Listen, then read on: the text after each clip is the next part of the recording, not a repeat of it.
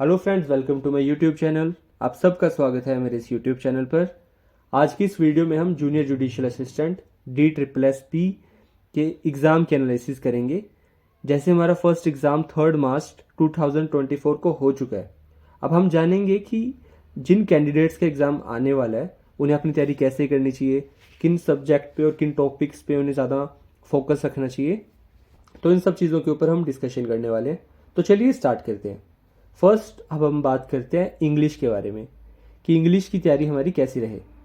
English में आप क्या करना है, हमने ना अभी ज़्यादा से ज़्यादा हमने देने हैं मॉक्स। मॉक्स कौन से दे सकते हो आप? बैंकिंग के और एसएससी के।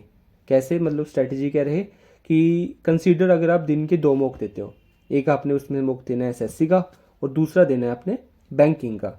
इससे क्या होगा कि आप ना एक कंप्लीट फॉर्म में अपनी तैयारी कर रहे होगे। जितने भी टॉपिक्स एग्जाम में आते हैं उन सब टॉपिक्स के आप क्वेश्चन हाथ से निकाल रहे होगे। इससे क्या होगा, हमारी तैयारी अच्छे से हो जाएगी और एग्ज़ाम में हम बेटर प्रिपेयर्ड फॉर्म में एग्ज़ाम में जाएंगे। अब सेकंड क्या करना है हमने इंग्लिश में, हमने ज़्यादा से ज़्यादा रीड करना है। आपका एग्ज़ाम अब से जिस भी दिन हो, आपने डेली का ये रख लेना है कि मैंने दिन के 4 पेज रीड करने हैं। तो जितना आप ज़्यादा रीड करोगे ना, उतनी जो आपकी स्किल है ना इंग्लिश की, उसमें उतनी ही इम्प्रूवमेंट आएगी। तो ये बेसिकली हमारी इंग्लिश की स्ट्रेटजी रहेगी।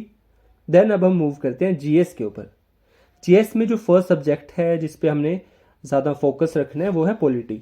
पॉलिटी में भी हमने क्या करना है, हमने आर्टिकल बेस्ड फोकस ज़्यादा रखना है।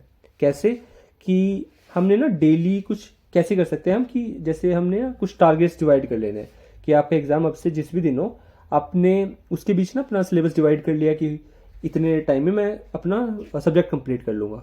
जैसे फर्स्ट डे आपने फॉर एग्जांपल कॉन्स्टिट्यूशनल बॉडी किया, तो जितने भी उसमें आर्टिकल आए ना अपने कॉपी में लिख लेने अलग से। अब सेकंड डे जो भी आप नेक्स्ट टॉपिक पढ़ रहे हो, तो आपने क्या करना है, पिछले दिन जो भी आपने आर्टिकल लिखे थे ना कॉपी में, उनको दोबारा रीड कर लो।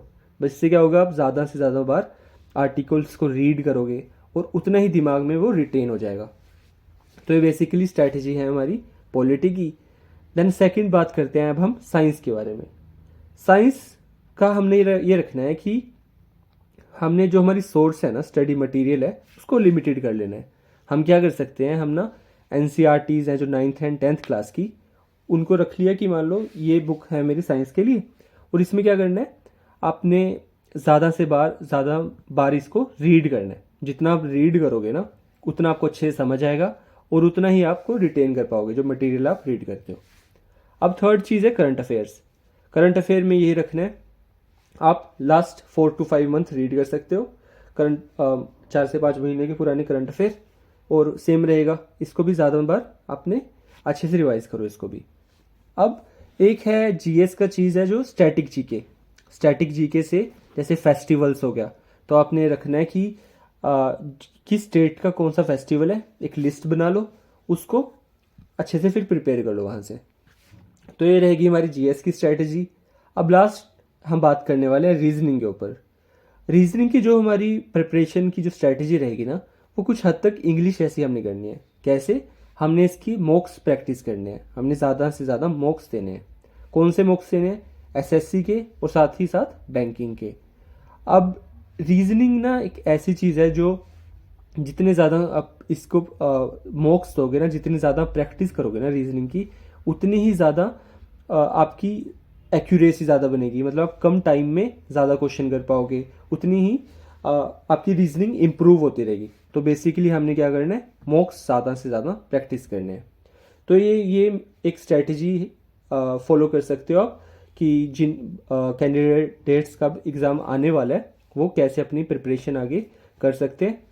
तो that's all from my side. आप अपना एग्ज़ाम की तैयारी अच्छे से करो, prepare well for exam. I hope आपका सबका एग्ज़ाम अच्छा हो। कोई आपको डाउट हो आप कमेंट सेक्शन में डालो। So that's all from my side. Thank you and prepare well for your exam.